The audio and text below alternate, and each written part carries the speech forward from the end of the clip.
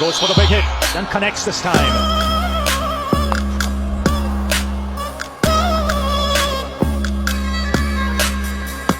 Oh, that's a big shot there from Marco Jansen. He's got Obliges and hits it over the side screen for yet another 6 for Marco Jansen. That's a fantastic shot. Probably looking for that Yorker. It's almost the bluff. There he goes again. 6 again. Flat this time. 4th 6 for Marco Jansen. Oh, this is a great shot by Marco Jansen.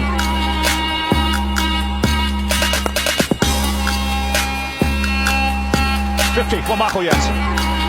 Scored 50. Always showing he's got plenty of promise. And he's come in good time. Thoroughly entertaining.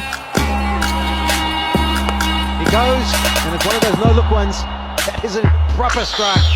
That could be our furthest of the game.